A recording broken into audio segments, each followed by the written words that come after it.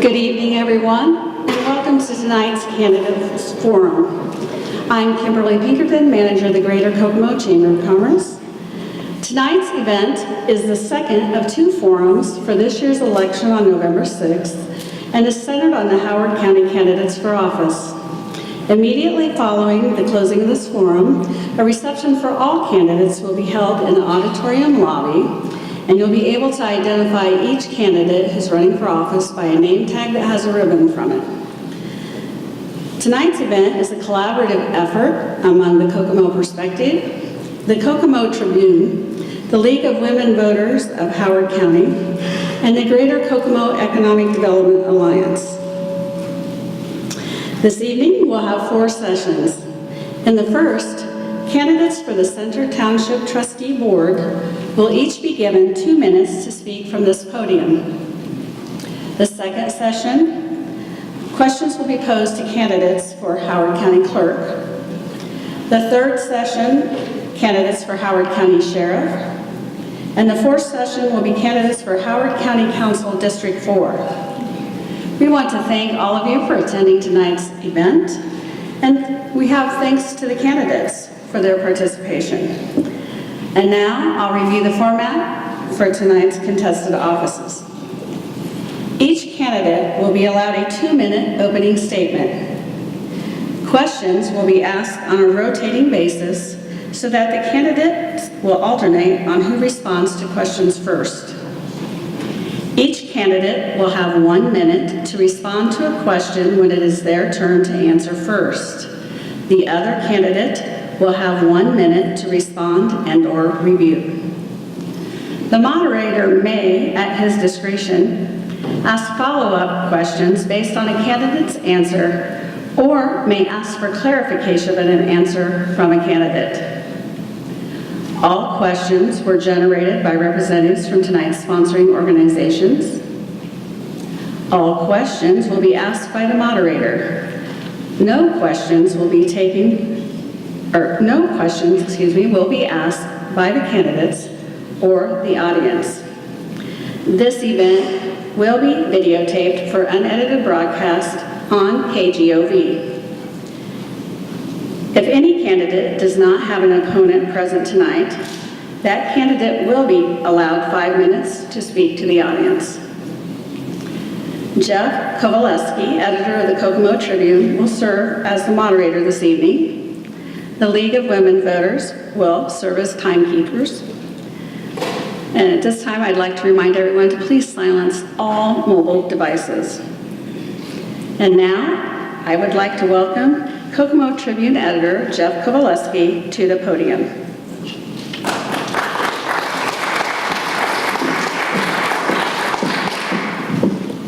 Good evening, everyone, and thank you for showing up inside on a nice, warm fall evening. We will get started with the candidates for Center Township Board of Trustees.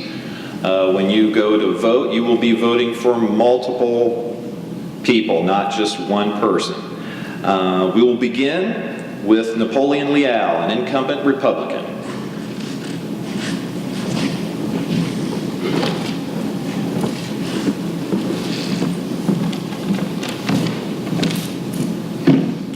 Good evening. My name is Napoleon Leal Jr. I'm the Republican candidate running for the seat on the Center Township Board of Trustees. I would like to thank the Kokomo Perspective, the Kokomo Tribune, the League of Women Voters, IUK Kokomo, and the Greater Kokomo Chamber of Commerce for allowing me the opportunity to address the voters of Kokomo and Howard County. I've been married to Ann Leal for 37 years. We've raised 4 daughters and are blessed with 7 grandchildren. All 4 daughters have graduated from Kokomo schools. 2 have graduated from Indiana University at Kokomo. I served in the United States Marine Corps for 4 years and spent 2 tours of duty in Vietnam. I retired from the Howard County Sheriff's Department after completing 32 years of service in 2007. And the man who hired me is in the audience today, Bob Sargent. Thank you, Bob. I've served on the Kokomo City Council, Kokomo Center Board of Trustees, and presently serve on the Kokomo Center Township Board of Trustees. I will have represented the citizens of Center Township for the last 8 years, and I would like to continue in that role as your representative. If elected, I will continue to be a steward of taxpayers' money as I have in the past. I've enjoyed in that capacity for the last 8 years, and I'd like to serve another 4 years. I'm asking for your support and vote on November 6th. Thank you very much.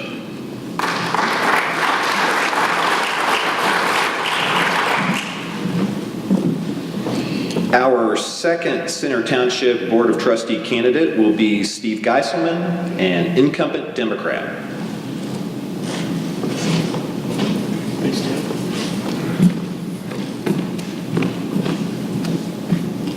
I'm surprised so many people showed up to watch me speak for 2 minutes, but thanks for that. I want to thank the organizers of this, both newspapers, for allowing us this opportunity. First, just a little bit about myself. I'm a lifelong Kokomo Center Township resident, a graduate of this fine university. I work for the City of Kokomo in the Department of Development and have previously worked for both newspapers, so I feel like I have a good handle on the community.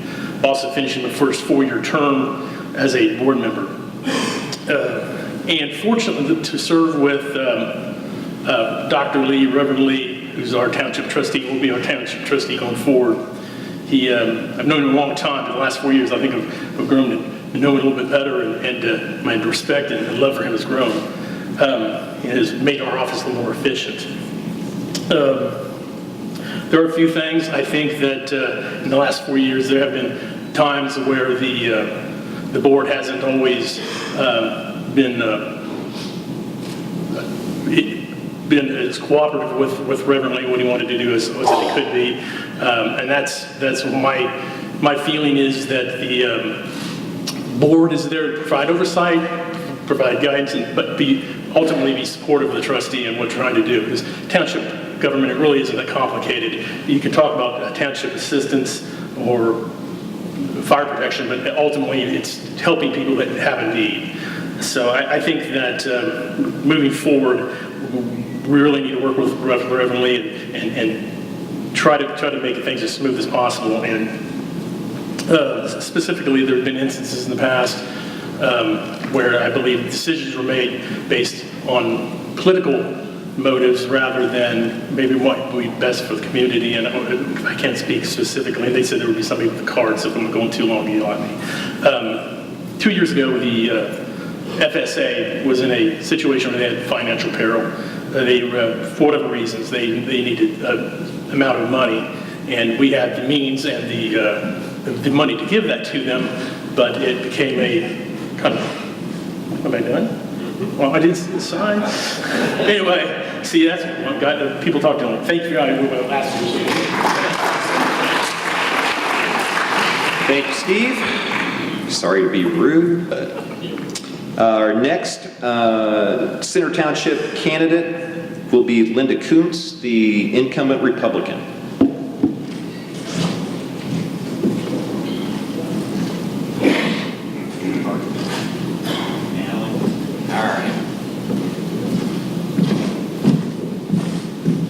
I'm wrong. It's going to be Natalie Guest, the Democratic candidate.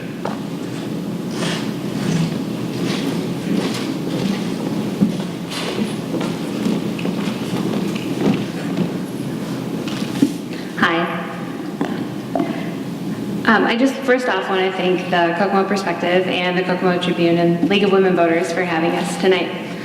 I'm Natalie Guest. I've lived in Center Township my entire life, and right now I am running for Center Township Trustee Board. My two most important jobs are being a mom and an educator, and like many of you here tonight, I really believe in the power of ordinary people to shape our community. The question is, how are we going to do that? Will we elect people who just run business as usual, whether it's efficient or not? Or will we elect those who lead with vigor and a fresh perspective? What I hope to bring to this office is innovation, efficiency, and an emphasis on stakeholders as community. I believe that we can improve the quality of life for all of Center Township I believe that we can be proactive with our community spaces and parks. I believe in the dignity of work. I believe in designing systems of mutual support that lead to greater self-sufficiency. I believe we can build a resilient community where families can break the cycle of cyclical poverty. I believe that we can create a more efficient system that protects taxpayers' dollars and gets to the root of generational economic crisis. Look, I've been in poverty before. I was in a situational poverty when I was a 17-year-old single mom. And I know that I didn't overcome it alone. What I had was this sort of breadcrumb trail back to a middle-class life. And I think that I had community. I had this community, and I had a support system that helps me overcome situational poverty. Now I teach in a Title I school, and I have a lot of kids who live in poverty. I know that there are a lot of families in our community who don't know how to get out of poverty, but want to. And ultimately, I believe that we can work with the willing to better our system that we have in Center Township. Thank you.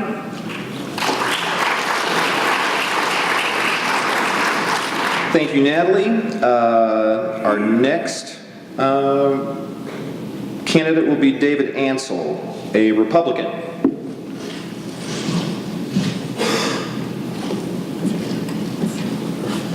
Is she here?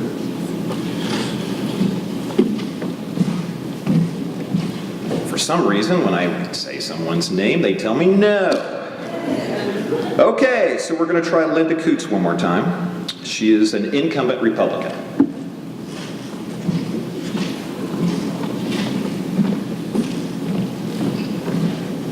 Good evening. My name's Linda Kuntz, and thank you for coming, and thank you to everyone that put this on.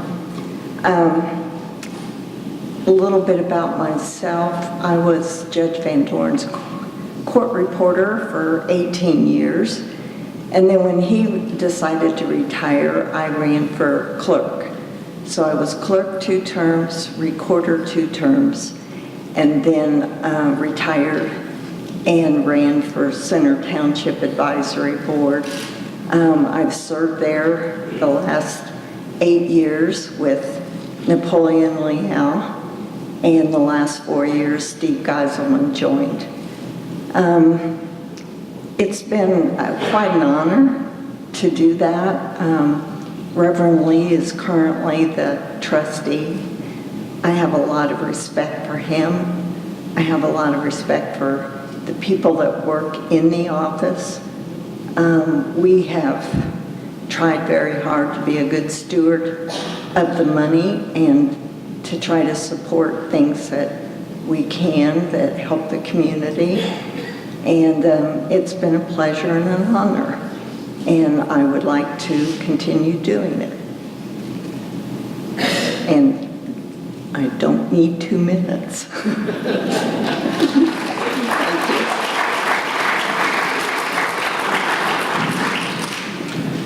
Thank you, Linda.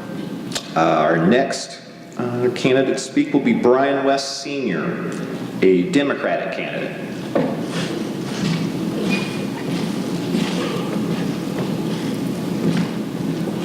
Hi, thank you for inviting me tonight, and I just want to go a little bit about myself.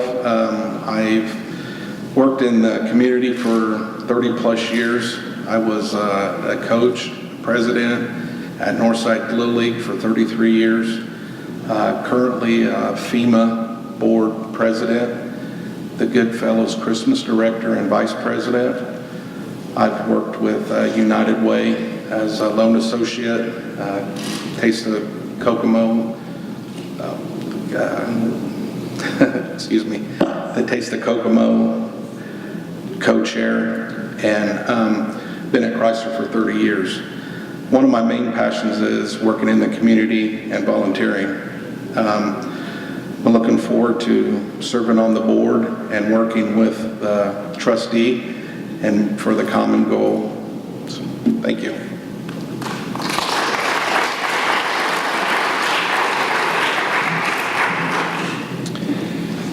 Okay, I'm told that David Ansel did not make it this evening, I'm sorry. So we're going to move on to the Howard County Clerk candidates. If you would please welcome to the stage Debbie Stewart. She is a Republican candidate for clerk. And Tammy Moore. She is the Democratic candidate. Tammy, you're going to start with us? I'm first? Okay, great. Okay. This will be our first question. Howard County's backup paper ballots have been attributed to improving election security. Do you see room for improvement on this front? On the paper? Yes. I thought we were doing an opening first, I'm sorry. Oh. Could you repeat that one more time? Howard County's backup paper ballots have been attributed to improving election security. Do you see room for improvement on this front? Well, I feel that if it has been working, the backup, I think we should always have a backup in everything that we do as far as elections go. So if it's been efficient, I think we should continue doing what we're doing now. Okay. Ms. Stewart. I'm always for the paper ballots because it is a backup, and if we have to have a recount, you have the paper ballots to do the recount with. All right, we're going to move on to the second question. I'm going to start with you, Ms. Stewart. How would you improve early voting in the county? I think we have improved early voting with the vote centers that we have recently gone to. We have a lot of feedback as to the voters really like the vote centers to where they can just choose their place, that they can go to. If you're out shopping at Walmart, you can stop at Indiana Wesleyan. If you're in Richeville visiting family, you can visit Richeville Lions Club. So the early voting, we have given them 6 days to early vote. Then they have election day, and the hours that we have given them, I feel like is sufficient. And so I feel like we have progressed over the years to where we have improved that. You don't see a need for I don't see a need. more days or I don't see a need. locations? Well, depending on the election. If it's a presidential election, we could add a couple more days to it because you usually have more voters on the presidentials than you have for the city and the county elections. So, but for the county and the city, I think the 6 days and the hours that we have are sufficient for the voters. All right, plus, thank you. Plus they also have a chance to vote by mail. And if they're confined, they also have a chance to vote confined voting as well. So there's several different ways that they can early vote. All right, thank you. Ms. Moore?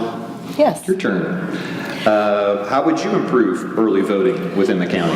Well, I feel like the early voting is doing pretty well. As a matter of fact, I have made a sheet up for my campaign, and it has all the early voting on it. It's been very, very popular as I've been going door to door, and people are very appreciative of all the different places and all the different times. So I have been really pretty pleased with the way this is this time. So I just want to share that with you and say that I feel like there are a lot of places, and I think people are pleased with it this time. You as well don't see a need for any more Not at this days time. or? No, I really feel like we have it pretty much covered. Okay. I'm going to start with you, Ms. Moore, on this third question. It's been noted that the current clerk is often absent from her job. Mm-hmm. Do you consider this to be a full or part-time employment as clerk? As in my notes that I was going to say today, which was going to be in my opening, is that I was going to be a hands-on clerk. I have heard several people complaining that the clerk is not there enough, and I feel like this is a very important position for the county, and I think the clerk should be there as much as possible. So when I am your Howard County clerk, I would be there a lot, pretty much all the time. When I do something, I want to oversee it and make sure that it's done correctly. Ms. Stewart, same question. It's been noted that the clerk is often absent from her job. Do you consider this to be a full or part-time employment? It is a full-time job, and as clerk, if I am elected, I will be in the office overseeing the daily operations, and I will be responsible for my employees and for their actions. As of right now, I am the Chief Deputy for the Howard County Clerk, and I am there every day, and I oversee, when the clerk is not there, the daily operations. So, but yes, if elected clerk, I will be a full-time, hands-on clerk. Okay.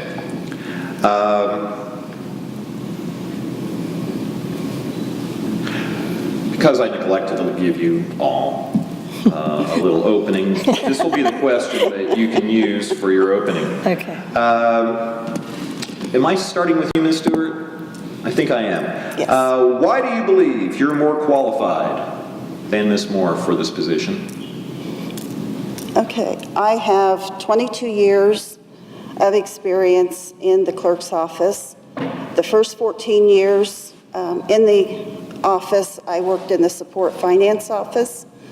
I was appointed the supervisor of the support and finance office. Then in 2011, I was appointed the chief deputy, which I currently hold that position. I have served as an assistant to the Howard County Election Board for 15 years. The past 8 years, I have supervised the absentee early voting, confined voting, and mail-in voting.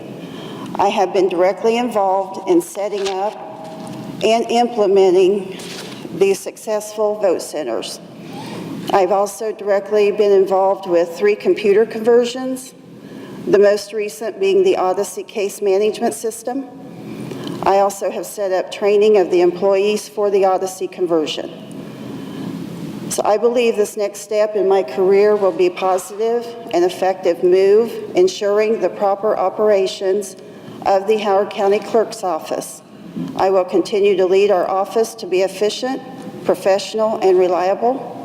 I will keep the trust of the citizens, the courts, and the professionals to the highest standard. I am looking forward to serving as your next Howard County Clerk. All right. Ms. Moore, why do you believe that you're more qualified than your opponent? Well, my opening statement was going to tell you a little bit about myself. I have lived here all my life here in Kokomo. I graduated from Kokomo High School, graduated from the Professional Careers Institute of Indianapolis. I have worked at FCA Chrysler for 25 years. I'm a strong 685 union member. Before working at Chrysler, I was a dental assistant for 15 years. I have a daughter, Molly. Her husband is Jeff. I have 2 granddaughters, Evelyn and Eloise, and they live in Florida, and I miss them every day. My mother is Kay Stow, and she has always been my mentor. I'm very close with her. Some of you might know me with my community involvement. I'm ahead of the events chair for Making Strides for Breast Cancer, Go Red for Women, Habitat for Humanity, Veterans Build, March of Dimes, Relay for Life, lifetime member of Girl Scouts, lifetime member of the VFW 1152 Ladies Auxiliary, lifetime Hospital Cheer Guild, member of the Order of the Eastern Star, 89 of Kokomo, and I was a loaned associate for several years. I also got the award in 2017 of the Progressive Leadership Award for Region 2B Women's Council of the UAW for my work to fight against breast cancer. This is why I have gained much experience and knowledge and ability to lead by example. which will enable me to serve every resident of Howard County and be prepared to travel and be a part of the county to address your needs. I will engage every citizen in the election needs, and I want to engage every citizen in the election process and expand the voting as much as I possibly can whenever needed. So I ask for your vote on November 6th. Thank you. All right, thank you. I'm going to start with you this time, Ms. Moore. Okay. We all know that economic cycles are good sometimes, bad sometimes, but it always gets better and it always gets worse. If we go into another recession, do you believe there are inefficiencies within the clerk's office? And how would you address those to save money? Well, I think that the best way to do something when you have a situation in your community like that is to educate your team. And I'm going to have a team. It's not going to be an employees. We're going to work as a team to run our Howard County Clerk's office. We're going to have compassion for all the citizens of Howard County. We're going to be versed on all of our United Way agencies, everything that's available in the counties. So when people have something like this come along, I can refer them to different things to help them in the community. I think that's the best way that the clerk's office can be, is to be informed on what's out there to help our community. So when someone comes in and they're having a problem, we can refer them to different agencies or whatever's available into our community. I was also head of the community service for UAW Local 685, and I was doing that when we went through the bankruptcy. So I had many people that were calling me when they were losing their houses, their cars, and things like that, and I was trying to refer them to the different agencies. Thank you. Please forgive me for interrupting. It's okay.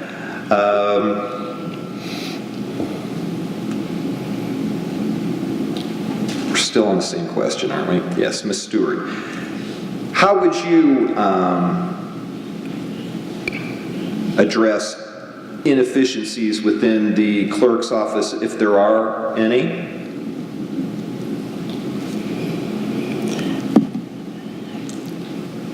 Being a chief deputy for the clerk, I work with the budget quite often. So the inefficiencies, if we was to go through a recession, would affect as well tax dollars, county money.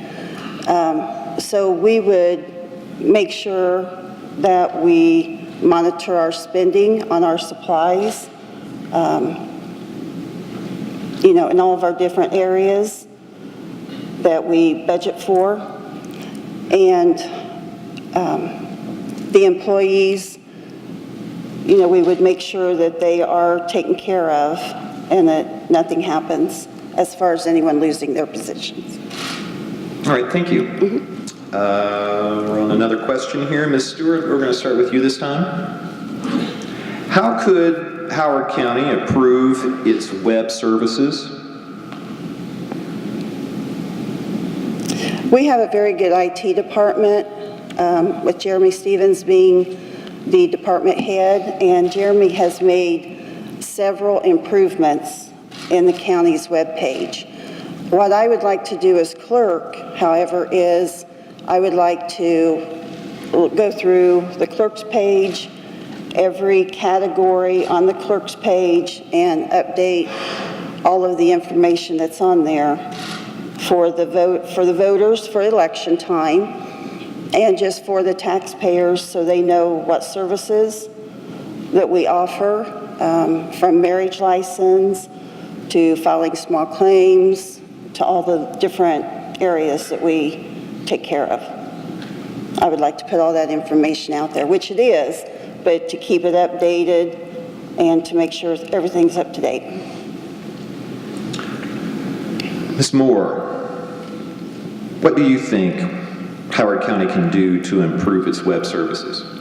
Well, one thing I know is that several of the counties have been on e-filing for quite some time, and I have heard that we've just started that just recently, which I feel like has been a kind of a failure on the clerk's part. That should have been started earlier. We're a little behind the times on that. We have such a wonderful city here. We're on the cutting edge, and the clerk's office needs to be on the cutting edge. And that's what I intend to do. We've got to stay on top of all of our technology and make sure that everybody has the proper technology to be able to file their things in a timely manner. It'll save the citizens money, and it will also save the city money. All right, thank you. May I add to that? Okay. Okay. We, in our recent conversion with Odyssey, we will be going to e-filing on April 19th. So we are scheduled with Odyssey, and it just takes a little bit of time from the conversion to get us to the e-filing section. Well, I can assure everybody she did not see her questions because I'm going to ask this one at the end, and it's about Odyssey. So you kind of like, nice segue. Thank you very much. Some have said the shift to Odyssey will reduce the office's workload. If it does, do you believe it would necessitate a workforce reduction? Is that for me? That's for her. Oh, I'm sorry. That's all right. We have already reduced our workforce before we converted to Odyssey. We were at around 28 to 30 employees. We have since lost 6 employees from retirement, change of jobs, and through the county's attrition program, we have been able to not hire anyone else. We have saved the county $150,000. And right now, there's no need at this point to hire anyone until we see what the e-filing and how the workflow is going to change.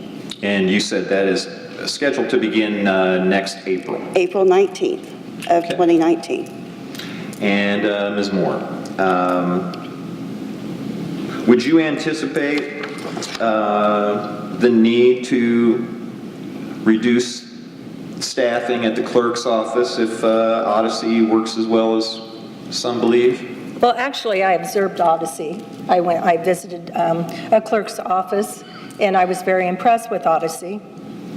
I do feel that it's very efficient. It's the efficient way to go. It's something that we need to do. I think it'll just play its part out. If we don't need the people, but it's helping our citizens, and it's being more efficient, and people can file and make it more efficient for our clerk's office, then that's what it's going to have to be. But if it doesn't, it doesn't. If it does, it does. I hate to see people lose jobs. I'm a union person. But if that's the way it is, it's the way it is. I mean, you have to go with the efficiency when you're filing things. That's what it's all about, is efficiency, time, and money. All right. I'm going to ask for a 2-minute closing from each of you. I think it's your turn, Ms. Stewart, is it not? Okay. Okay, please. Okay, in closing, I believe that my leadership in the clerk's office has been positive and will remain positive.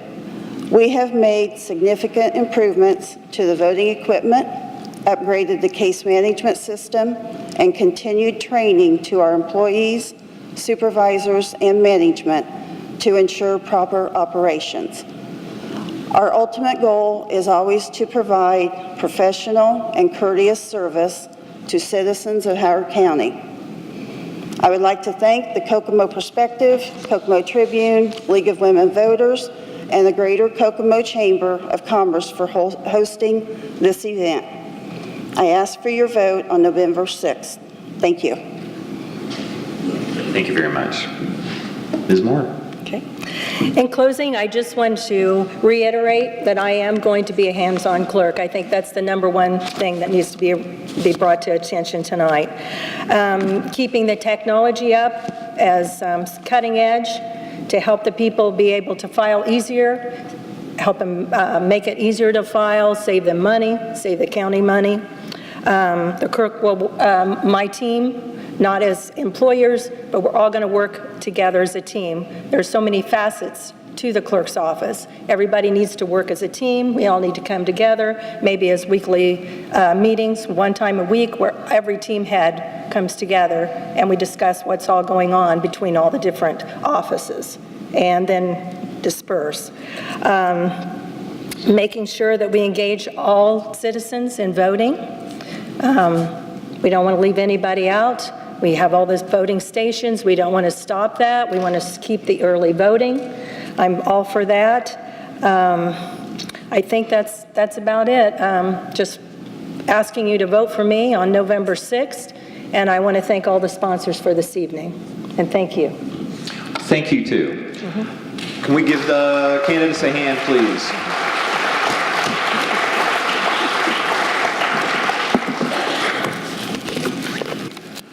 Our next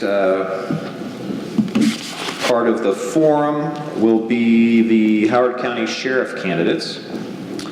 I will introduce those two. We have the Republican candidate, Jerry Asher, and the Democratic candidate, Norris Jones.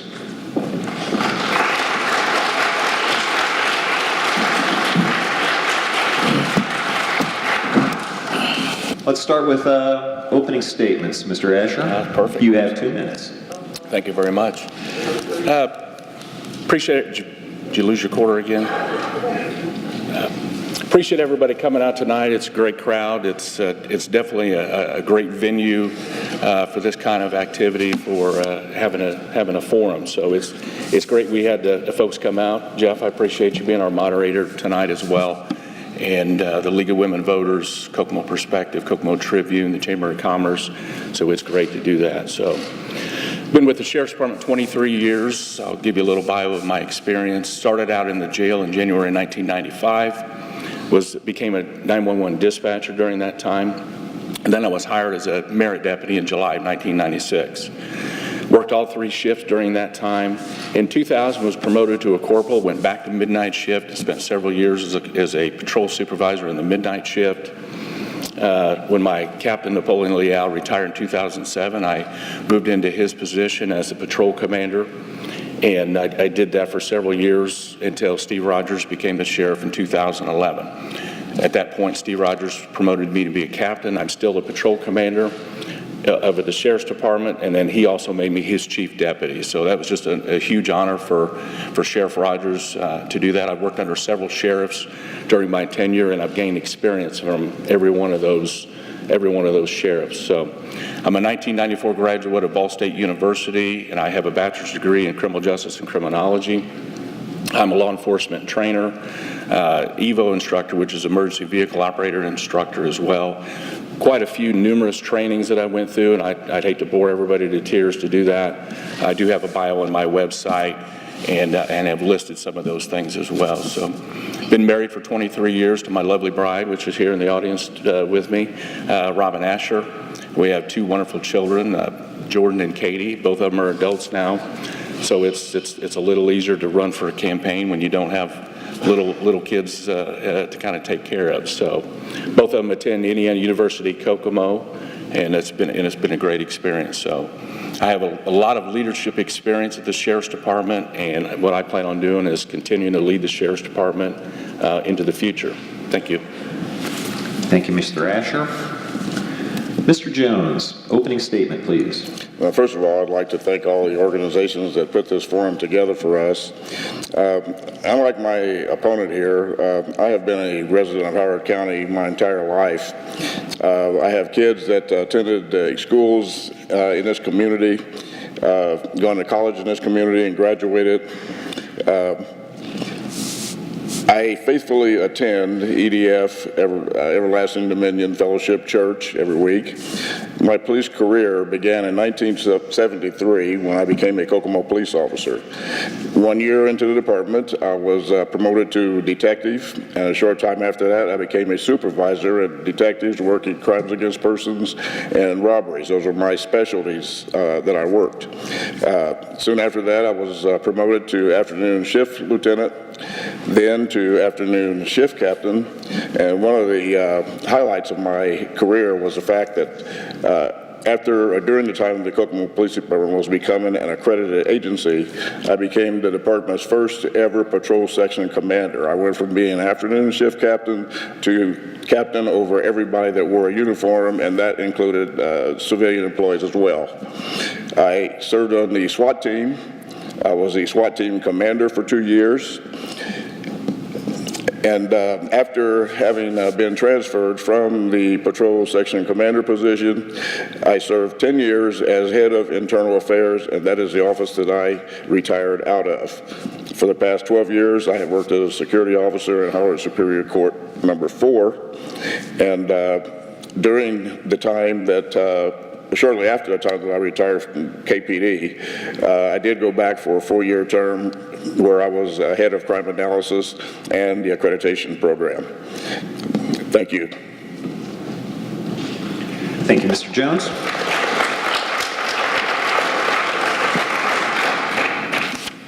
We're going to start the questions off with you, Mr. Jones. How should the county deal with the jail overpopulation issue? My perspective in that regard is that what we've been doing over the past several years is not working.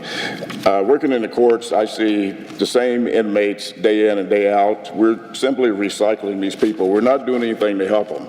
There's been talk about expanding the jail. We have in place right now work release program. I really believe that we're throwing good money after bad by doing that.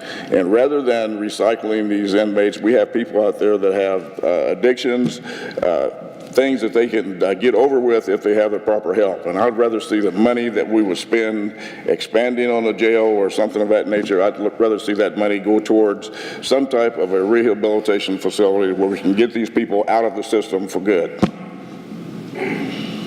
Thank you, Mr. Jones. Mr. Asher, same question. How should the county deal with the jail overpopulation issue? Well, this is one thing that Norris and I agree on. Definitely, a lot of money to build onto the jail, so that would not be the first thing we definitely want to do in that situation. A little bit of history: we have 364 fixed bed space at the jail. As of this morning, when I checked, we had about 431 inmates. Obviously, a little bit overpopulation. Have 47 inmates down at the work release, so that work release has at least helped us make sure we didn't have that many people in there. A few years ago, and I'll try not to bore too many people, but there's a House Bill 1006. So some of the folks in law enforcement, the Sheriff's Department, understand what House Bill 1006 is. The state of Indiana had obviously some financial problems, said that we're going to kick back and keep those level 6 felons that normally we would send the Department of Corrections back at the county level. Today that is 68 people. So if you take those 68 people that we normally would send to the Department of Corrections off there, we're down to 363. By God, we actually had an open bed if that was the case. So it's just part of the things that the sheriff has to take care of. Thank you. To do that. So thank you. Sorry, I had to interrupt you. That's all right. Next question. This will be yours to start with, Mr. Asher. Okay. Sheriff Steve Rogers has said the next sheriff will have to undertake a jail expansion. Do you agree, and how could this potentially be done or avoided? Well, I'll just keep answering what I was just answering. How about that? That'll work. Yeah, that'd be great. Obviously, yes, I read the paper, and Sheriff Steve Rogers mentioned that, and there is a potential for us to have to deal with that. Obviously, we deal with taxpayers' money. We want to be as frugal as we possibly can, and that does cost quite a bit of money. So that is definitely not the first thing we want to do. I was telling you about House Bill 1006 that kind of got us to some of these levels. And then, yes, recidivism rate is huge for these folks to come back and come back and come back. Work Release Center only houses 47 inmates, males today. They're supposed to be up to 80, so it'd be nice to get some of those people moved down to there. Adding a female pod. It is great to have people that if they can continue to work, if they come to jail and can't work what are they going to do once they get out? So work release, trying to get them to work, trying to get some court reallocation to try to get some of these cases moving on, to try to get some of these folks out of here as well would be great. Thank you. Thank you, Mr. Asher. Mr. Jones. Well, as I stated earlier, I don't think we're making any headway at all with where we're headed right now. My ideal situation to help resolve this issue would be, I'm really big on working with the community, and I would like to bring in a cross-section of our community so we could have some talks about the best thing for us to do as a community. We're talking about a lot of money here, either way we go, but as I said, I would much rather spend the money on some type of a facility that these people can get treatment in. As of this morning, I also checked the numbers at the Howard County Jail, and my numbers vary just a little bit from my opponents here, in that I showed that there was presently 486 inmates in the Howard County Jail and 60 inmates in a work release program. Now, the work release program has only been in effect for just a short time now, and we're already up to 60 people. So what are we going to do next? We're going to build onto the work release center. I mean, this building on can continue on forever. We have got to stop the problem, and we're not going to do that until we help the people that are going through the system. Thank you, Mr. Jones. I'm going to start with you on this question too, Mr. Jones. If a jail expansion is required, how are you qualified to undertake and oversee such an endeavor? I think my past experiences with the Kokomo Police Department, especially during the time that I became the department's first ever patrol section commander, I went from being in charge of a handful of people on the afternoon shift to the entire police department, and that required a lot of management. I had also had the opportunity to deal with some budget type issues, and I effectively was able to accomplish it so that the police department has been able to continue being accredited because of what I started. Thank you. Mr. Asher. Absolutely. If a jail expansion is required, how are you qualified to undertake the endeavor? Obviously, we're still talking about trying to, hopefully we can do some things ahead of time to try to keep that from happening. Like I said, that's an expensive undertaking. I think I have proven leadership at the Sheriff's Department, being the Chief Deputy, over 150 employees we have at the Sheriff's Department. Several of my employees are here tonight for my support, and I appreciate those folks doing that. As far as that overpopulation and trying to build onto the jail, I started out in the jail. I have continued to work there. One of the things I tell people that I do not forget where I came from. I started working there and have continued to work there for 23 years. And I think that leadership along the way of working off of several different sheriffs, several different supervisors, have led me to be able to do that. And like I said, be a leader at the Sheriff's Department, be able to lead into the future. If we have to do jail expansion, of course, that gets architects involved. It's the commissioner's building. It gets the commissioners involved. It's the council as far as money goes. It gets the council involved. So it's not just one decision-making body. It's not one just decision-making from the sheriff. It is a conglomerate of folks that have to get together and do the job. Thank you. This will be your first question to Mr. Asher. Sheriff Steve Rogers has lobbied state legislators concerning issues such as you've mentioned, House Bill 1006, which had to do with prison reform. If elected, what issues would you take to the State House? One of the things that I would continue to talk about is that House Bill 1006. It has really affected the state of Indiana. It's affected the Howard County Sheriff's Department. Pretty much every jail that I've talked to, a few across the state of Indiana, it's affected them as well. We have, at some points, have tried to even move some of our inmates out of the jail and just can't even find places for females. Some of the females are our highest population, growing population during that time. So one of the things I think we need to lobby is to do that. Also, the money that's coming to about the last 30 years, we get $35 a day for inmate from the Department of Corrections. That's been for 30 years. Well, obviously the price of gas has gone up, the water bill has gone up, the electric bill has gone up, and trying to get that pay up a little bit is something we need to do. I think mental illness is obviously a huge problem. We see that throughout the jail and the people we deal with out on the street. And that's another thing that I know Steve Rogers had lobbied for, and I think that's another thing that we need to continue to look at. Thank you, Mr. Asher. Mr. Jones, what issues do you believe you would take to the state legislature? One of the things that I have in mind is the fact that a lot of the people that get arrested are arrested for low-level crimes. I would like to bring some legislators and judges together so we could have some discussions on changing the laws so that some of these arrests, such as misdemeanor possession of marijuana, rather than put these people in jail, why can't we issue a citation for them to appear in court? I would like to have some dialogue on that, and I realize that it's going to take some state legislature to change those laws, but I think that would help us in the long run and help us keep the jail population down to some extent.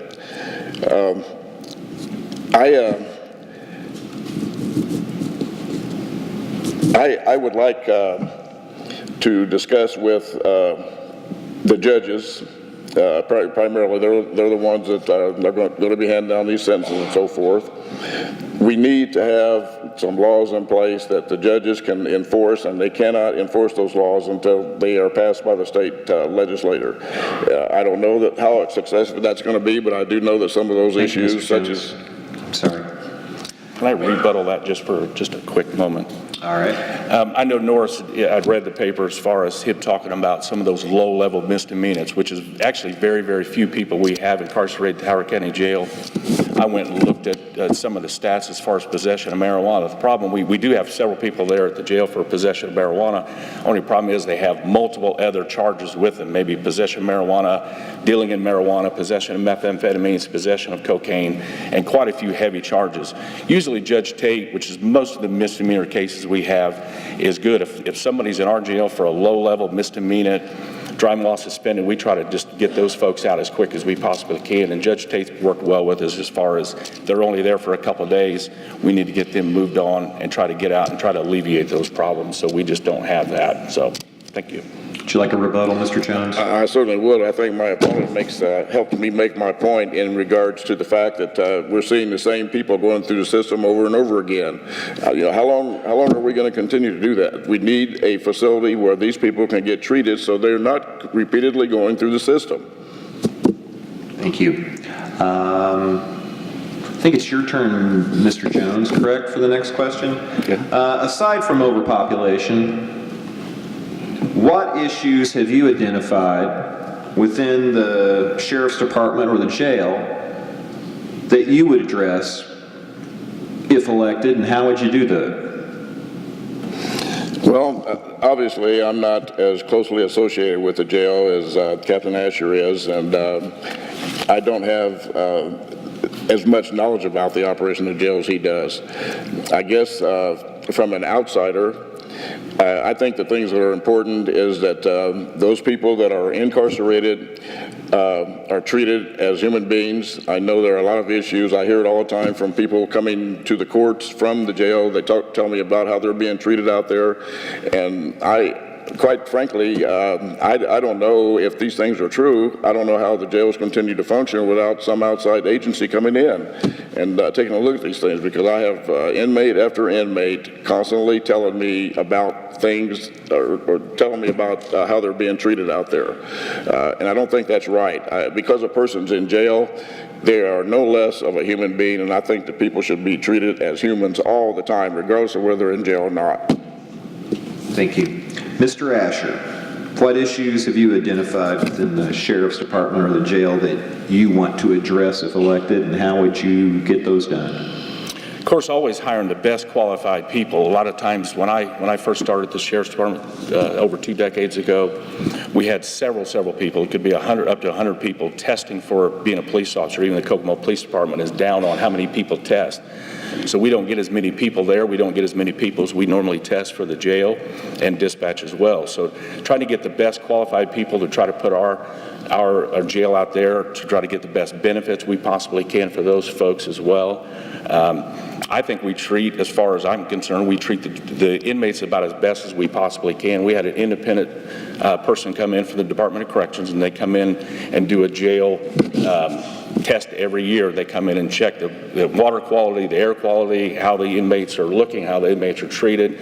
And we had, as far as I know, I have not seen the actual paperwork. I've talked to the jail commander since then, that we've had no marks on our record whatsoever on that particular jail report. So that makes me feel good. Is there a lot of people there? Yes. And that, I know that can be frustrating for those folks, but I think they're fed well. I think they're taken care of well that we best can. So thank you. All right, Mr. Asher. Over the years, the duties of sheriff have evolved to fit social needs. What do you believe is the most important duty of a sheriff, and how would you approach that role? I think the most important duty of the sheriff is to serve the courts. Obviously, that is what our main function is. Obviously, that has expanded over the years to turn into a lot of different things. Years and years ago, when I first started, we had very few inmates. Now we have quite a few inmates. We didn't have the many calls for service. When I was dispatching, we had one computer and a phone. Now we have a bank of phones and computers that those 911 dispatchers have to look at. Jail is the same way.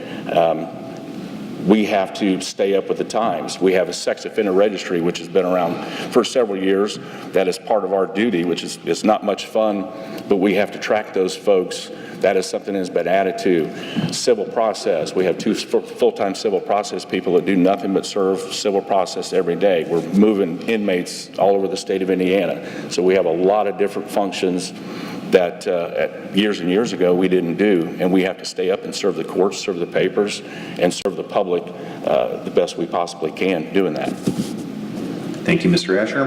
Mr. Jones, what do you believe is the most important duty of sheriff, and how would you approach that role? Well, obviously, the role of the sheriff is the security of the jail, the daily operations of the jail, as well as security of the courts.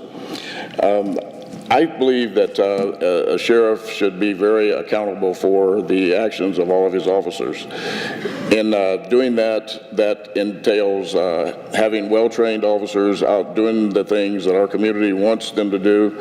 We have a trend right now where officers get in their cars and they drive around and do nothing unless they get a call. There's a lot more to being a police officer than waiting until you get a call. Oftentimes, officers will get a call to a residence, and the call may not be criminal in nature. However, if the officers are educated to the point they should be, they would know how to help those people that have issues where they need help. And you can do that by familiarizing them with the social service agencies that we have locally in town. There's a lot of help available for people that need help. Obviously, when they call the police, they are in dire need of some type of help. Thank you, Mr. Jones. Of course, I need to rebut that just for real quick as well. All right. As far as our officers go, we have 25 patrol officers scheduled over 3 different shifts. So if you do the math, we have 8 basically patrol deputies per shift, 24 hours a day. So you get a couple of days off, you get a few deputies working the entire 300 square miles of Howard County. So sometimes we get stretched out as far as that goes. But I tell you what, we've got fabulous deputies. Like I said, several of them are in the crowd tonight, which I appreciate, that they get out and get at it after every day. I stopped by the jail last night, and those guys were getting ready to go out and serve several warrants. They'd already picked somebody up, so they were telling me how proud they were and trying to get my approval, which I thought was great. That they're out there every night picking up people on warrants. That's part of our job. There's folks out there we need to do traffic stops. We need to keep people safe. So I think that's something we do a lot of training with our deputies, and sometimes if you ask a few of them, they might say, "My goodness, would you stop? Can we have a little time off here?" So, which is something we want to make sure we have the best, well-trained, motivated deputies in Howard County, and I think we do. Thank you, Mr. Jones. Would you like a rebut on that? Yes, I would. To expound on my last comments about having officers trained, I'm going to recite a real-life scenario and give you some idea of what I'm talking about. Several years ago, I was working security at one of the local Kroger stores. I observed an elderly lady with a little wire basket with 2 wheels on it. It was getting dark out and it was about ready to storm. Because of the training that I had been exposed to, My concern immediately went to that lady, and I started wondering if she was walking to the store or if she had a car. I watched her when she left the store, and she left walking. So I left the store, I found her, I offered her a ride.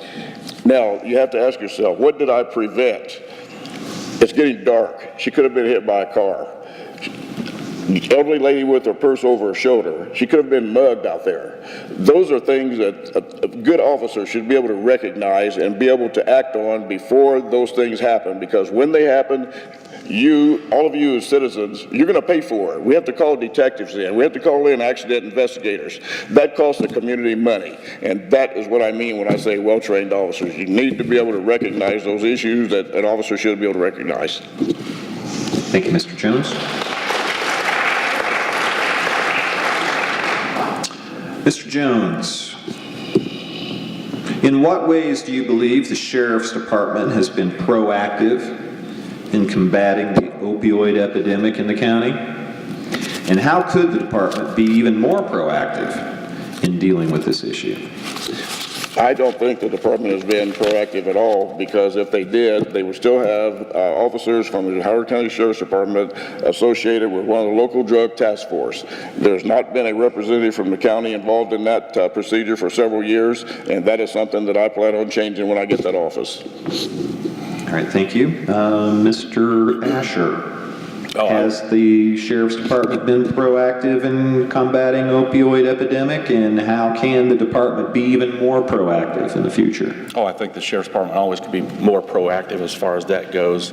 Yeah, you're right, we don't have anybody in the drug task force, but there's a reason why we did that. We definitely had some problems at the city of Kokomo with the Kokomo Police Department, and we pulled our officer out of that situation that we didn't feel was a benefit for us, and it would cause us some difficulty. So we did take our officer out there and not replaced it. That's something I think we need to do down the road. I agree with that, but that's going to be the different time and the right time to do it. I'm a member of the prevention team and the systems of care. So one of my passions is and I think Norris would agree, is people and kids in particular. And I think we need to hit some of those things early. I'm in charge of the DARE, and we have DARE in all 4 county schools that we teach. So we're trying to get out that prevention message, trying to get people off those things before it ever turns out. The Turning Point, which I think is a great thing, I did a little checking, and we've had 300 calls into the Turning Point, part of that systems of care at Family Services, 300 calls in just the first quarter, and that is a wraparound program. It's not just dealing with the addict, not just dealing with that problem, but the entire family. Thank you. Mr. Jones, how could you improve the department's relations with the community? I feel like you have to be, number one, you have to have a very open department. Transparency. I think that is something that our community deserves and demands. You can't have things coming out of any agency, bad things coming out of an agency that has an impact on our community, but you never hear anything about how those things are resolved. That is something that, that I have a problem with. I think we owe our community answers, and that tells them what kind of a job we're doing and if we're serving them the way that we should be serving them. Thank you. Mr. Asher, how could the department improve relations within the community? One of the things that we kicked off, we used to do this several years ago, but kicked off again this year, is bike patrol, which it's a great exercise for officers to get out in the community, drive out in the areas. A lot of times you can't get out of that car if you're responding to call after call after call. So it's great to get out on that bike. You got stickers for kids. We used to spend a lot of time in Indian Heights years ago, and it was just a great experience. We can go out to Rushville, we can go out to Greentown and do that. I think bike patrol is one of the things that they see us out there, they can stop us, they can talk to us. At the Howard County Fair, there's obviously hundreds of thousands of people that roll through the Howard County Fair, that we're out there every day at the booth talking to people, talking to kids, doing those kind of things. We spend a lot of times at Haynes-Apperson, the Rushville Western Days. Our SRO program at the school, we have SROs in every school in Howard County, so that is a great benefit to have officers in those schools, and then that community policing, those talking to those kids and getting that relationship built up to say, yes, we are out there for you, we're looking out for you, and they see them as basically human beings and mothers and fathers and those kind of things instead of just a police officer. So thank you. Mr. Asher. We've come to that time in this where you two will be afforded a 2-minute summation. Mr. Escher, please begin. I'd love to. Again, I like to talk about the leadership that I've had at the Howard County Sheriff's Department over the last 2 decades that I worked at the Sheriff's Department. Like I said, I have not forgot where I've come from. So one of the things that I know, I've even been to other counties when they found out that I was running for sheriff, they said, remember, don't forget about that jail. And of course, that, to me, that's kind of a small city. So that obviously is a huge responsibility for the sheriff that we kind of talked about is something that we need to watch over, we need to take care of, and make sure those inmates are done. As far as hiring the best possible people, we need to have the best deputies out here, the best well-trained. I think we do. As far as what I've seen in some of my training, I've been to the Indiana Metropolitan Police Department Leadership Academy 4 years ago and was able to graduate through that. And just seeing some of the training that they do, even some of those bigger police departments, which you think would be, oh, they're great, they've got all this time, all this money to do it. I think we're second to none as far as the training that we put our officers through. Some of the scenarios we've done. I know school safety hadn't been necessarily a topic tonight, which I kind of thought it would be, but just having school safety scenarios to get our officers ready for those inevitable things that are happening. A tragedy had happened in Noblesville. Hopefully we just never see that thing, but that's something that we absolutely have to be prepared for. My experience as far as, like I said, starting out in the jail, being a deputy, being a patrol supervisor, and those are over several different sheriffs. We're not talking about one different sheriff, being promoted over several different sheriffs, and being able to patrol supervisor, a patrol commander, and then in charge, a chief deputy. So I think that gives me the experience, the knowledge, the dedication. I wanted to be a police officer since I'm 12 years of age. So I've done everything I possibly could to build myself up to this particular point, and I think I guarantee I will be the best sheriff you guys ever have.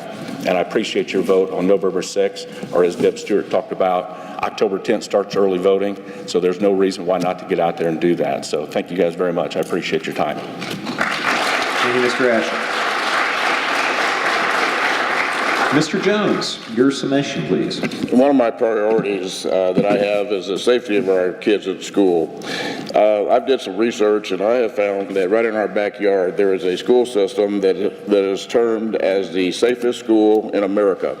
Last week I visited that school. My manager and myself went there, and we took the tour. And I challenge all of you, go online and Google safest school in America, and you will see what I'm talking about. There's a video there that you can see. This system is tied into the Sheriff's Department. Is monitored 24 hours a day, and I don't know of anything aside from one issue they've not been able to resolve as a result of the system they have in place. The only thing that they don't have yet, and they are working on that, and that is how they screen the kids as they come into the school, getting off the school buses. Aside from that, there's no way a bad guy can get in that school and do any harm to anybody, because his attention is going to immediately go from wanting to hurt people to wanting to get out of that school system. And as I said, safest school in America, Google it, and you can watch the video there. And there's been some rumors out about me in regards to things that I might do. People are speculating on what I might do. I'm sure that all of you are familiar with this little book right here. And right now, I want to tell each and every one of you that I am my own person. I have no allegiance to anybody but the citizens of this county, and that is how I will remain. I don't owe anybody else anything for any reason. Thank you. Thank you, gentlemen.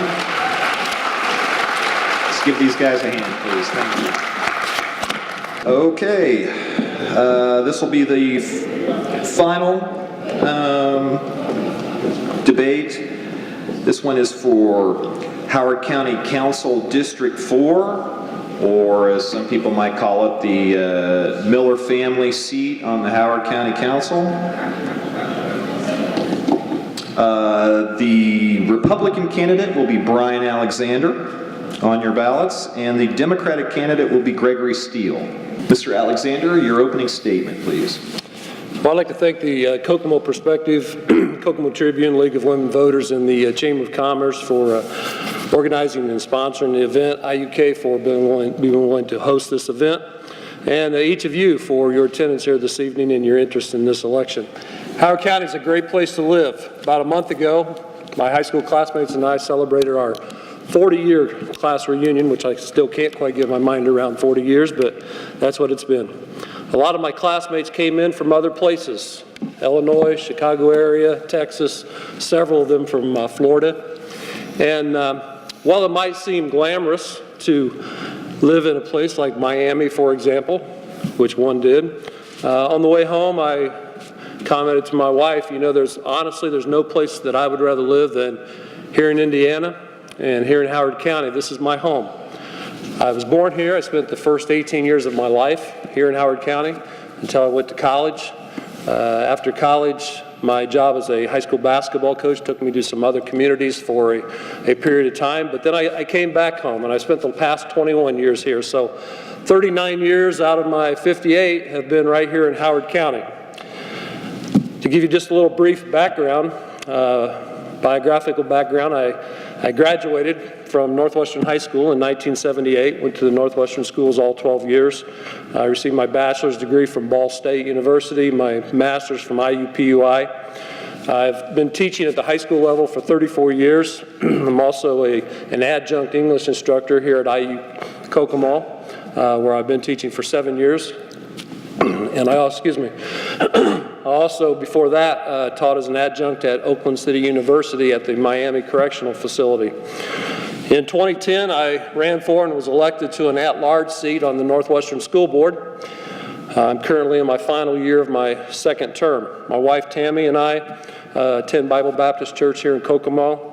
We have 3 adult children, all Northwestern graduates, and 2 daughters-in-law, also Northwestern grads. We have Thank you, Mr. Alexander. Mr. Steele, your opening comments, please. Thank you for coming out tonight. Thank you for letting me run for office. Thank you for listening. I guess I'm somewhat new to Kokomo. I've only been here since 2005. I came here from the University of Michigan in Ann Arbor to teach at IUK. I've been teaching here for 13 years now. I grew up in Detroit. I grew up in a working class family.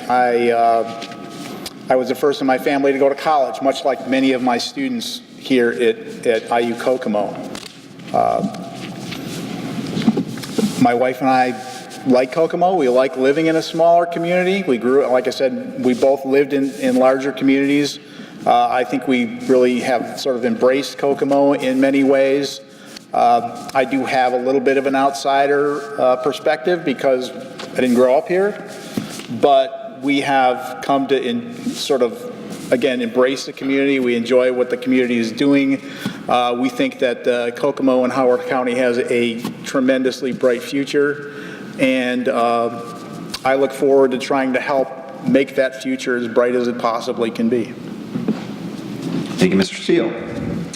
We'll start with you, Mr. Steele, on the first question. How could the County Council better support the Sheriff's Department in dealing with the issue of jail overpopulation? Well, again, I think that this is a very large problem, and it's not an easy problem to be solved. Communities like Kokomo, or even large communities like Detroit, for instance, have a complex set of social issues that come to bear upon issues like overpopulation. Many people turn to crime because of social issues, not necessarily because they're inherently criminal. I think the council could do things to encourage business, could encourage opportunities. I think education is a big thing. We have a university in Kokomo. I think there's a lot of things culturally that we can do to sort of try to alleviate some of the problems with, you know, jail overpopulation, drug use, etc. Thank you. Mr. Alexander, how could the council better support the Sheriff's Department in dealing with the issue of jail overpopulation? Well, one of the things you have to do is you have to be proactive and forward-thinking. Obviously, we want to cut as much waste out of our budget as possible, but you can only cut so much. We need to be looking down the road because the jail, if we do need to do an expansion at some point, that's obviously going to cost a lot of money. There are also other capital construction projects that 5, 10, 15 years from now we wouldn't even know about right now. So you have to be forward-looking and finding ways to grow your community. There are certain projects that will come along. Every individual initiative needs to be discussed and debated. There are a lot of initiatives that maybe we want to just set aside that aren't worth the investment. But we need to be looking to grow the community so that we're able to fund some of these projects. I also agree, and this was talked about in the last debate, and also in the spring, all 4 judge candidates talked about this. We need to have a long-term rehab facility here in Howard County. I think that that's something that would be very beneficial. We need to find ways to do that. I don't think that the county can do that on its own. Thank you, but Mr. we may Alexander. possibly. This will be your question as well. How would the county pay for a jail expansion? Well, as I said, that we need to be proactive, and we need to continue to grow the economy here locally. Right now, we're debt-free in the county. We are conservative in our spending and our thinking. We need to continue that way. At this time, because of the attrition program, which as most of you have read about, we're saving over $1 million annually right now. We've cut 24 jobs, not through layoffs or anything along those lines, but through people retiring or moving to other places. The county has recently gone to a bi-weekly pay schedule to save money that way. So we need to continue to look for ways that we can save dollars and at the same time look for ways that we can grow the economy so that we can afford projects such as this as they come up. Thank you. Mr. Steele, how would the county foot the bill for a potential jail expansion? Well, I think first we need to find out whether we really need a jail expansion. I think I agree with both of the candidates for judge. I think that's this idea of incarceration is an easy fix, or at least it seems like an easy fix, to throw money at a problem. I think there's a multitude of ways to alleviate some of that, right? Rather than just keep building onto a prison and putting people in prison, there has to be a multifaceted approach to look at how you alleviate some of that. How do you sort of minimize some of those kinds of things rather than just build a more of a jail? How would you pay for it? Well, you know, tax money, of course, right? I mean, that's obvious. There would have to be budget adjustments or you know, whatever to pay for those kinds of things. But again, I think that before you jump into a project like that, you really need to sort of take a long look down the road and see what you're really hoping to accomplish. Can I have a rebut to that? Yes, please. Go ahead. The county has been doing a lot in the way of trying to alleviate, especially the opioid drug crisis we've had in Superior Court 1. For the past 10 years, our drug court has been very successful. Recidivism rate for those types of cases is 97%. For those who have graduated from the drug court program, that rate is under 25%. That's incredible. Now that those cases have been reallocated to all the courts, we need to continue to take a look at that, make sure that that program continues to be as successful. The county also invested $25,000 into the systems of care that Mr. Asher was talking about earlier. So these things we are doing, we need to continue to do these things. And as I said, we also need to, I believe, we need to partner on some sort of a long-term rehab facility to do exactly what's being said here and try to keep some of these people from being incarcerated. Mr. Steele, would you like a rebuttal? I'm good. All righty. What, Mr. Steele, are your feelings on potentially assisting in the financing of a downtown hotel conference center? I mean, I think that's a great idea. I think that's culture building. I think that's the kind of idea that is going to enliven the community. It's going to bring opportunities. It's going to bring more people to town, potentially more jobs. I think the idea of having the museum, the car museum downtown is brilliant. We've got a wonderful collection. I think that those are the kinds of things that I've been talking about, this sort of culture building idea that can bring opportunities for people, right? People need opportunities rather than to be criminals, right? Or generally speaking, these are the kinds of things that I think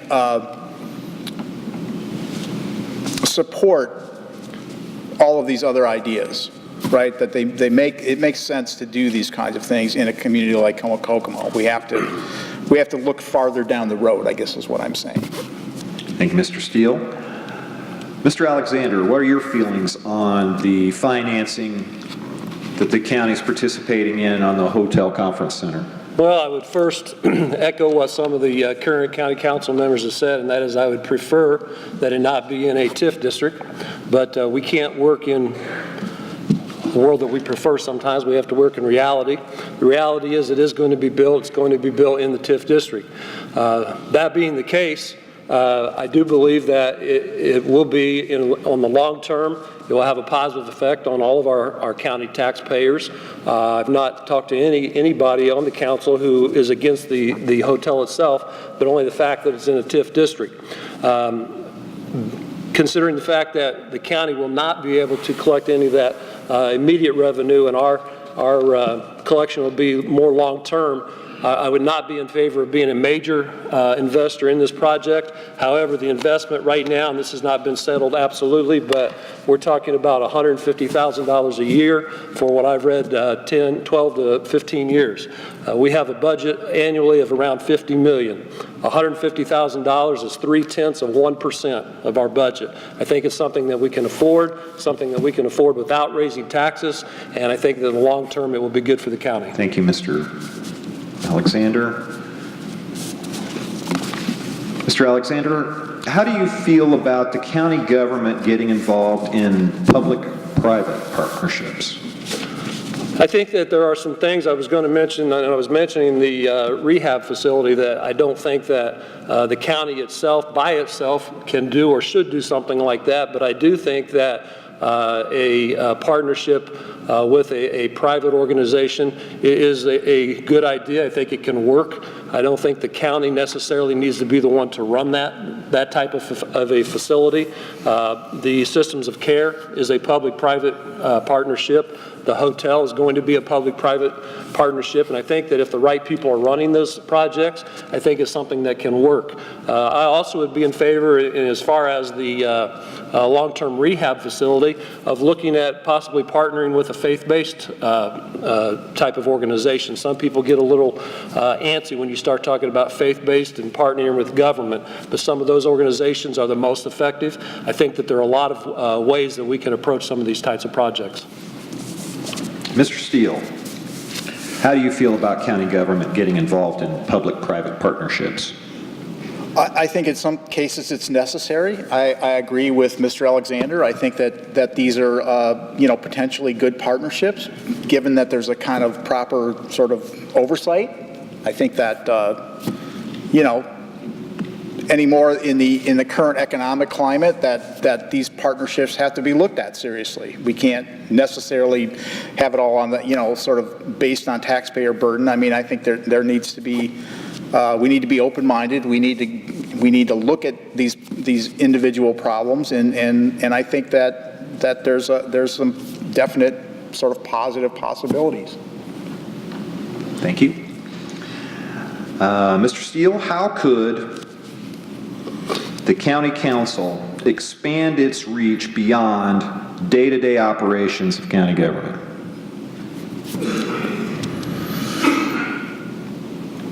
Well, again, I think that the council can help with this idea of culture building, right?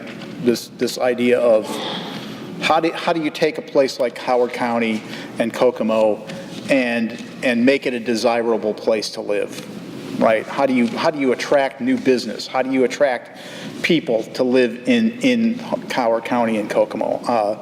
I think that the county can be instrumental in sort of allocating money in different ways and sort of making reference and sort of helping the city and the county to make Howard County a place where people want to move to, right? I mean, that's how you increase your tax base. That's how you can get more funding to do the kinds of things that are necessary. Mr. Alexander, how could the county council better expand its reach beyond the day-to-day operations of county government? Well, typically, I think that we think of the county council as the financial, the fiscal body of the county, and it is.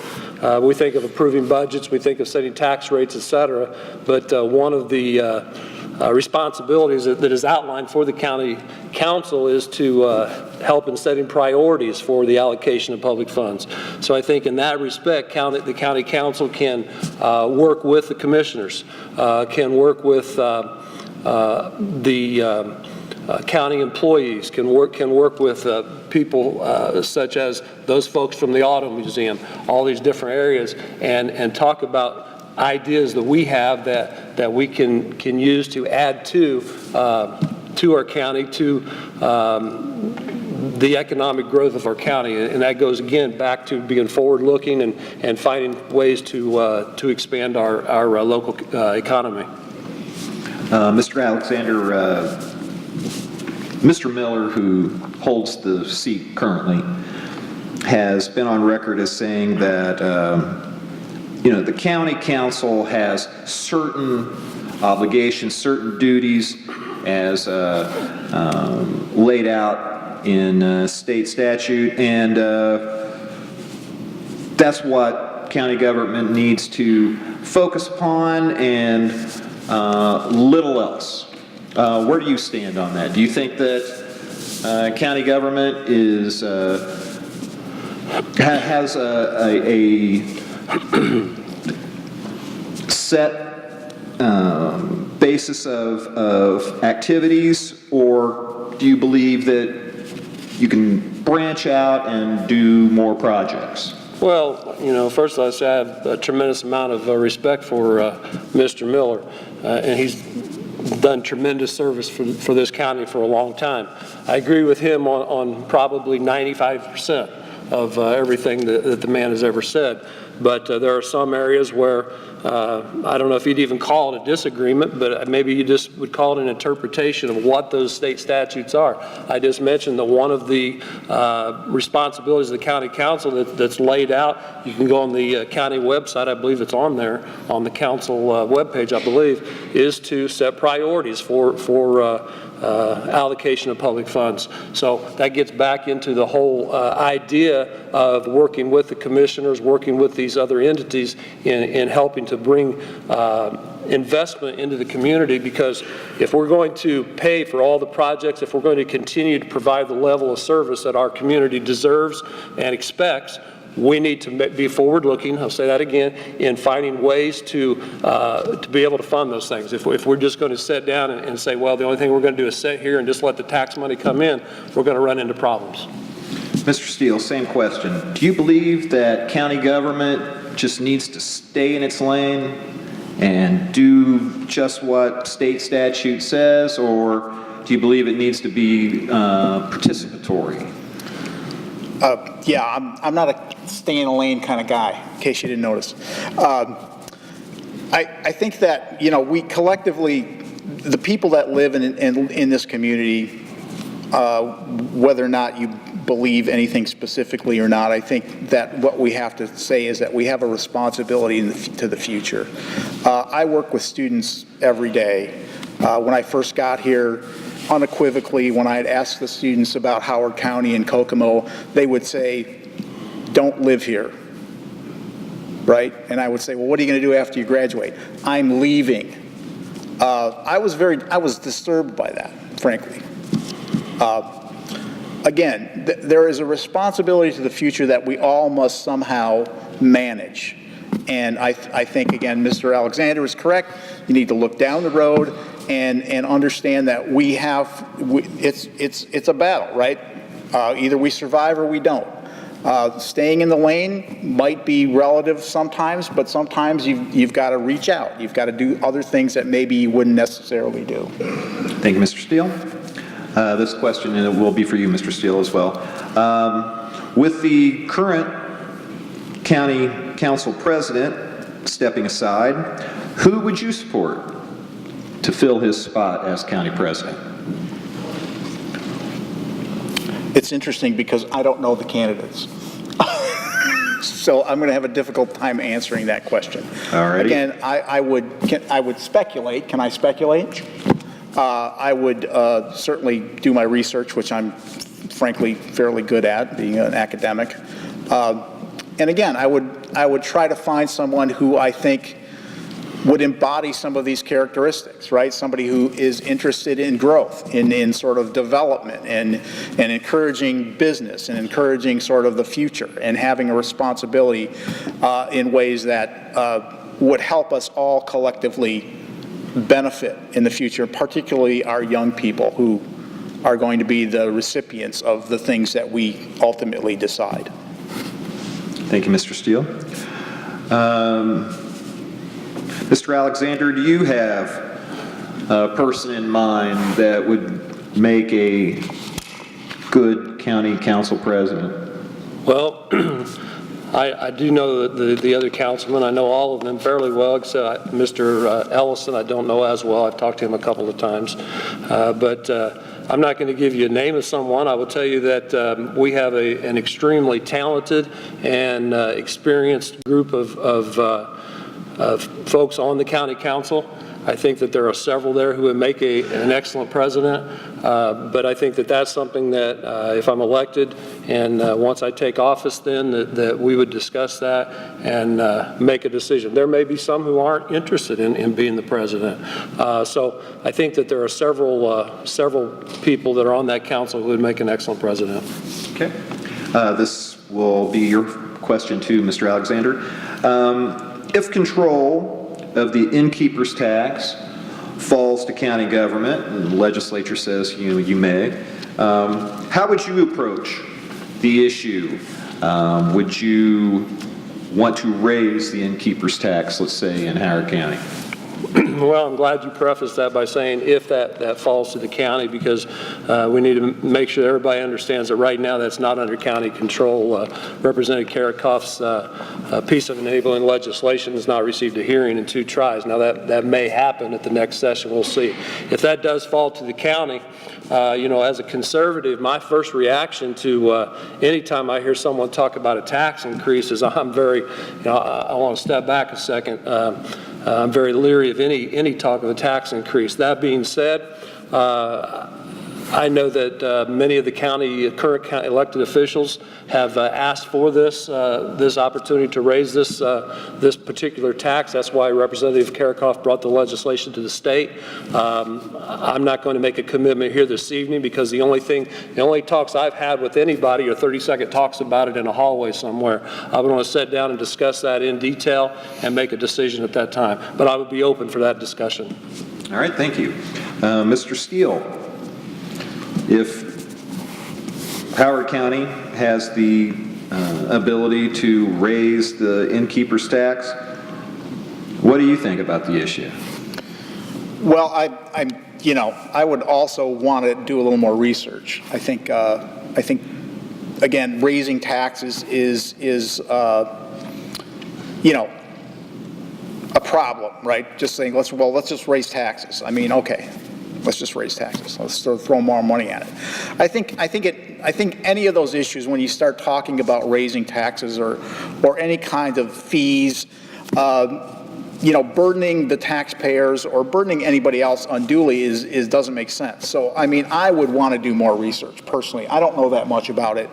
I would echo with Mr. Alexander saying I think it deserves a bit more sort of research and some in-depth understanding of what ultimately that would do. Could I have another session on that? One thing that I should point out too on the innkeeper's tax, that the original reason for asking Representative Karakoff to try to get this legislation through the General Assembly is to help to finance this hotel convention center. We now have, in theory, at least tentatively, the financing for that, where that's going to come, where the different pieces are going to fit. And none of that is actually in contract at this point, but we know we have a pretty good idea where a lot of that financing is coming. So I would echo what Senator Buck has said, and as far as an innkeeper's tax, he mentioned that he's not sure that he would like to see that out there just indefinitely. To have something like that there for a specific purpose is one thing we could look at, but again, I'm leery about tax raises, so I'd be really leery if we're going to put that out there and just leave it there indefinitely. So you would want this is what this innkeeper's tax is going to pay for, and once we've paid for it, goes back. I think that's, to me, like I said, and I want to do a lot more in-depth discussion with the other elected officials, but to me, I think that's the way that's designed for the most part. And I think that they're, once you get that paid off, if you bring that back down, we're trying with the hotel, we're trying to bring people in. We don't want to scare them away either with an 8% tax if all the other, I don't know if there's another county that has a convention center like that and they've got a 5% tax and now we have 8%. What's that going to do? Those are the types of things I would like to research before I made a decision. All righty. I'll start with you here on this one, Mr. Steele. In the past, the county council and the county commissioners have butted heads on a number of issues, sometimes at great cost. Work release comes to mind. How could you improve that relationship? Well, again, I'm an academic, so I'm used to sort of difficult discourse, let's say, right? I think that is the challenge of government, of any government, is to work together, right? To try to hammer out these difficult problems, to sort of solve these problems. I would be open to any, to working to solve a problem. I think that's what government is for. That's what government people should be doing, right? We shouldn't be sort of interfering with that. We should be working to solve these difficult problems, right? That's why you would elect us, right? You would elect me to solve the problem, not to be part of the problem. So I think that's something that I'm good at. I think I do that every day pretty much, and that would be my approach to government in general, right? To any problem is to try to find a way to work together with people to come up with a solution that really provides. Thank you. Mr. Alexander, same question. How can you improve the relationship or help improve the relationship between the Board of Commissioners and the County Council? One of the things that I've dealt with for a long time, and I said earlier, referenced that I was a high school basketball coach for a long time, and if you know anything about basketball, high school basketball in the state of Indiana, you know that it can be pretty intense. People have talked about politics in coaching, and there is. When I first filed to run for this office, I saw that the politics in government is like politics in coaching, only on steroids sometimes. I heard an awful lot in the first few months about this person or that person, and I learned an awful lot about various factions within county government. And the thing that I've told everybody from the start is I will work with anybody. I'm not interested in a faction. I'm not going to agree with you on everything, but I'll listen to what you have to say. I think one of the skills that I have is the ability to communicate with a variety of people and to work with a variety of people, and I will listen to those with whom I may disagree, and I will listen to those with whom I agree, and gain as much information and as much knowledge about any particular issue as possible, and then at that point make a decision that I believe is best for the county. Thank you. Mr. Alexander, this is the last question, and after this one, we'll do the 2-minute summations. Many county residents, we've heard, are asking for public transportation in the Greentown, Rushville areas, unincorporated areas. Should the county provide this? And could the county provide this? I think if you're talking about in the towns, I think that would be up to the towns. We already have public transportation in the city of Kokomo and some of these smaller towns. That is not something that I think that I would be, at this point, something that I would look at. I don't see, just off the top of my head, a great need for public transportation in some of these small towns. I think that if that need is there, I think that the towns themselves can address that. Now, as I just said a minute ago, if somebody comes to me and they have a different opinion on that, I will listen. And if the facts show me something other than what I just said, then I could change my mind. But right now, that's not something that I would be looking at. All right. Mr. Steele, same question. County residents and public transportation. Should the county provide it, and could the county provide it? Well, I think generally speaking, the idea of public transportation is a good one. I do agree, though, that smaller towns may or may not need public transportation. I sometimes wonder whether Kokomo needs public transportation at some points, but again, I don't think that the county necessarily should be providing public transportation throughout the county.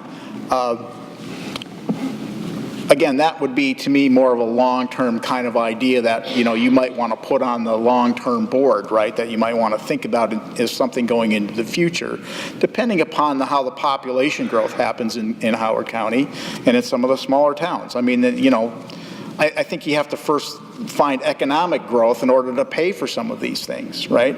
I think that's an important element that needs to be sort of considered when you think about things like public transportation. Yes. All right. Thank you. Mr. Steele, your 2-minute summation, please.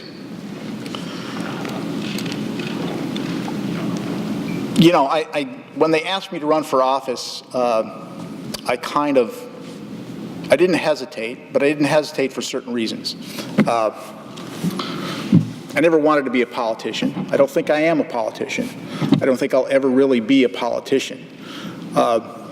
My entire goal for running for office was to serve the place that I work at, right? To be a part of the community, to sort of make the place that I live in better. That's what I'm trying to do. That's what I wanted to do. This is what I do all day long here at IU Kokomo by trying to educate the young people that live in this area. I live here. I like the people who live here. I think that everybody that lives in Howard County and Kokomo deserves to have a good life, deserves to have opportunities.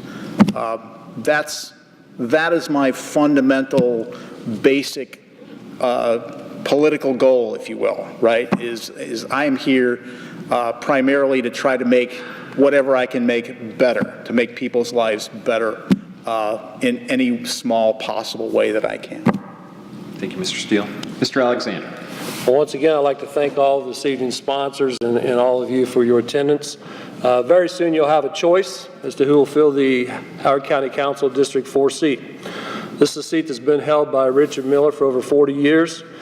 He's served the county well, and I'm proud that I have his endorsement as the person best suited to fill the seat that he's held for so long. As your District 4 Council representative, I will keep a close watch on your tax dollars. I'll work to make sure, to the best of my ability, that every dollar spent is to the benefit of the entire community of Howard County. We won't always agree on the best course of action on every issue, but I'll always be open to listening to the concerns of the citizens. I welcome input from the county employees, those who are actually in the field doing the work that needs to be done. And I'll work with the other elected officials to find effective solutions to issues that we face both now and in the future. My approach to spending will be to work to eliminate waste while having an eye toward the future. We know just within our families, the day-to-day expenses are ever increasing. The day-to-day operating expenses of the county are no different. We also know within our families from time to time, we face large, sometimes unanticipated expenses. and we have to prepare for those times. County government's no different. Howard County is, by and large, a conservative county and a conservative state. We work to take care of our families, to keep an eye on our daily spending, and to invest wisely for the future. As your county councilman, that's the approach that I will take. Howard County is a great place to live. It's a great place to raise a family. It's the place many of us call home. I look forward to working with you to help make a great place even better. Thank you, and have a good evening. Thank you, gentlemen, and we're through there. I want to thank all of the participants that were here tonight for showing up on, like I said, a very nice, warm fall day inside. Right after this, out in the lobby, you're all invited for a reception. If you have any questions of some of the candidates, that would be the place to do it. Thank you very much, and God bless.